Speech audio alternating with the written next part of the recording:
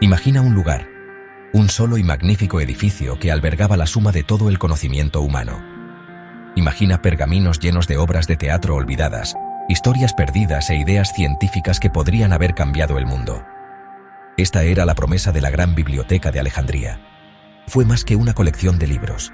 Fue un sueño audaz, un sueño de reunir cada historia, cada descubrimiento, cada pensamiento de todo el mundo conocido bajo un mismo techo. Fue un faro de ambición intelectual, brillando intensamente desde la costa de Egipto durante siglos. Su luz atrajo a las mentes más grandes de la época, todos ansiosos por aprender y agregar su propia sabiduría a sus estantes. Esta gran institución era una entidad viva y que respiraba. Los eruditos caminaban por sus pasillos, debatiendo filosofía, astronomía y matemáticas. El aire habría zumbado con el suave crujido del papiro y el bajo murmullo de una docena de idiomas diferentes. Era el equivalente a Internet del mundo antiguo, una vasta red interconectada de ideas. Aquí podías leer las leyes de ciudades lejanas, estudiar las estrellas con precisión babilónica o perderte en las epopeyas de Homero. La biblioteca representaba la esperanza de una comprensión humana unificada, un lugar donde las fronteras culturales se disolvían en la búsqueda compartida de la sabiduría. Fue un concepto verdaderamente revolucionario, pero este increíble lugar ya no existe. Existe solo como un fantasma en nuestra memoria colectiva, un símbolo de todo lo que hemos perdido. La historia de su destrucción se ha convertido en una leyenda, una historia de advertencia susurrada a través de los siglos. A menudo nos imaginamos un solo y catastrófico incendio, un infierno imponente que consume siglos de sabiduría en una noche trágica. La imagen es poderosa, dramática y desgarradora. Habla de nuestros miedos más profundos sobre la fragilidad de la civilización y la pérdida irreversible de nuestro propio pasado. El humo de ese fuego imaginado todavía nubla nuestra comprensión de lo que realmente sucedió. La desaparición de la Biblioteca de Alejandría es uno de los mayores misterios de la historia. ¿Qué se perdió exactamente cuando su colección desapareció? ¿Cuánto de nuestra propia historia, nuestra propia ciencia, nuestro propio arte, desapareció para siempre? Nos queda buscar pistas en los fragmentos que sobreviven para reconstruir la historia a partir de los ecos que quedaron. La búsqueda de la biblioteca es una búsqueda de una parte perdida de nosotros mismos. Nos desafía a considerar qué es el conocimiento, cómo lo conservamos y qué arriesgamos cuando no lo protegemos. Su historia no es solo sobre el pasado, es una lección vital para nuestra propia época. La biblioteca nació de la ambición de una nueva dinastía. Después de que Alejandro Magno conquistara Egipto, su general, Ptolomeo I Sóter, tomó el control. Los Ptolomeos querían establecer su nueva capital, Alejandría, como el corazón cultural e intelectual del mundo helenístico. Necesitaban un símbolo de su poder y sofisticación, ¿y qué podría ser más poderoso que el conocimiento mismo? La visión, probablemente inspirada en la propia escuela de Aristóteles, era crear una institución de investigación, el museo, o santuario de las musas. La gran biblioteca fue su magnífico centro, un proyecto a una escala sin precedentes. La biblioteca y el museo estaban inextricablemente unidos. El museo era un campus para eruditos, un lugar donde a las mentes más brillantes se les daban salarios, alojamiento y exención de impuestos. Su única tarea era estudiar, pensar, escribir y enseñar. La biblioteca era su herramienta, su recurso y su legado. Fue un proyecto agresivo, financiado por el Estado. Agentes ptolemaicos fueron enviados por el Mediterráneo y más allá con una misión simple: adquirir todos los libros del mundo. Los barcos que atracaban en el puerto de Alejandría eran registrados, y cualquier pergamino encontrado era incautado, copiado por escribas, y los originales se añadían a la colección de la biblioteca. Esto no era solo un archivo polvoriento, era un centro de innovación pionera. Aquí, la idea misma de erudición fue refinada. Bibliotecarios como Cenódoto comenzaron el trabajo crítico de editar textos, comparando diferentes versiones de poemas como la Ilíada y la Odisea para crear una copia estándar y autorizada. Desarrollaron sistemas de categorización y crearon las primeras bibliografías, organizando el conocimiento para que pudiera ser encontrado y estudiado fácilmente. La biblioteca era un lugar de orden, un cosmos de ideas esculpido del caos de la expresión humana. Fue una empresa verdaderamente monumental que dio forma a cómo pensamos sobre la información. Dentro de estos sagrados pasillos, caminaron gigantes del pensamiento antiguo. Euclides, el padre de la geometría, probablemente enseñó y escribió su obra fundamental, Elementos, aquí. Eratóstenes, el bibliotecario jefe, hizo algo asombroso. Calculó la circunferencia de la Tierra con notable precisión usando solo sombras, palos y matemáticas brillantes. Arquímedes, el gran inventor, estudió aquí, e Hiparco cartografió las constelaciones y calculó la duración del año. Fue un crisol de genios, donde diferentes campos de estudio se polinizaron, lo que llevó a descubrimientos que no serían igualados por más de 1000 años. La historia popular del fin de la biblioteca es simple y devastadora: un solo y gran incendio. Julio César es a menudo presentado como el villano. En el año 48 a.C., mientras luchaba en una guerra civil en Alejandría, sus fuerzas incendiaron barcos en el puerto. Las llamas, según la historia, se extendieron a la ciudad y consumieron la gran biblioteca, destruyendo toda su colección.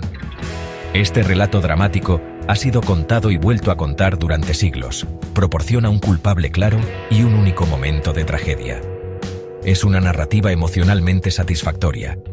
Un momento de pérdida profunda e irreversible que es fácil de comprender y lamentar. Sin embargo, la realidad histórica es mucho más compleja y, en cierto modo, más trágica.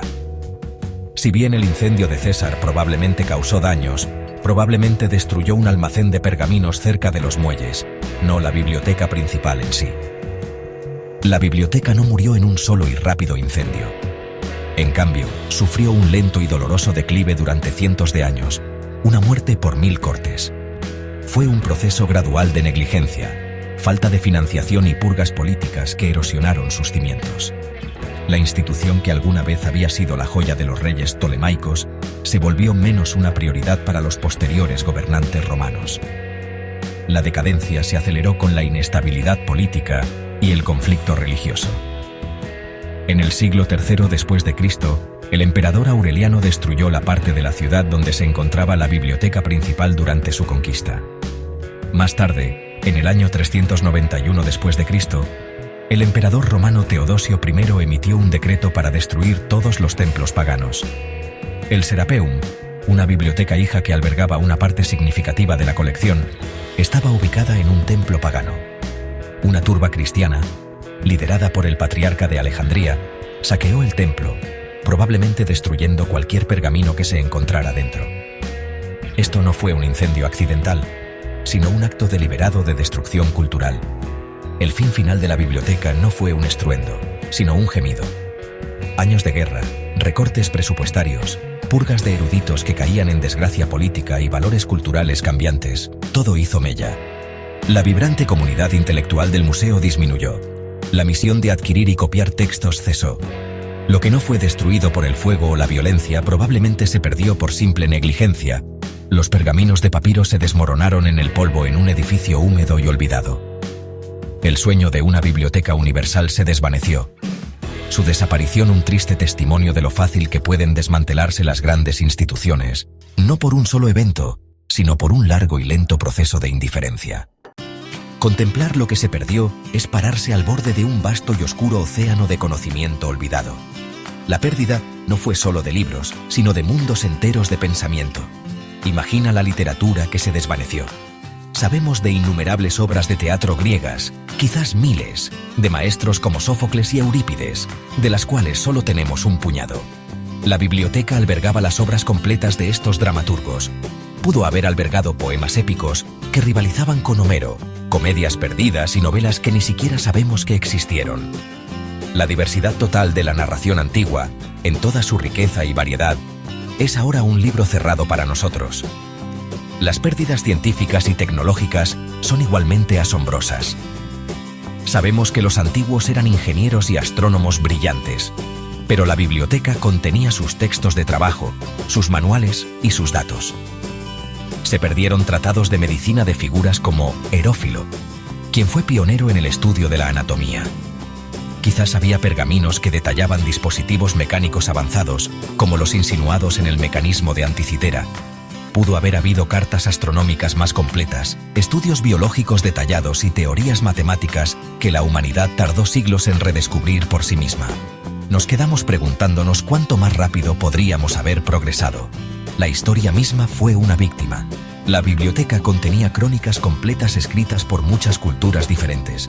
La historia de Egipto en varios volúmenes del sacerdote Manetón, que catalogaba a sus faraones, ahora sobrevive solo en resúmenes incompletos. Las historias del sacerdote babilónico Beroso, o de los fenicios, se guardaban aquí. No eran solo listas secas de reyes y batallas, eran las historias que la gente contaba sobre sí misma, su visión del cosmos, sus leyes y sus orígenes. La pérdida de estos textos significa que nuestra visión del mundo antiguo es abrumadoramente griega y romana, una perspectiva sesgada que silencia innumerables otras voces. En última instancia, la historia de Alejandría es una profunda meditación sobre la fragilidad del conocimiento. Nos recuerda que la información no es autosuficiente. Requiere un cuidado, una curación y un compromiso constantes por parte de la sociedad para preservarla. En nuestra era digital moderna, nos enfrentamos a un desafío similar. Los datos pueden corromperse, los servidores pueden fallar y los formatos pueden quedar obsoletos. La lección de las cenizas de Alejandría es que nunca debemos dar por sentada la preservación de nuestra memoria colectiva.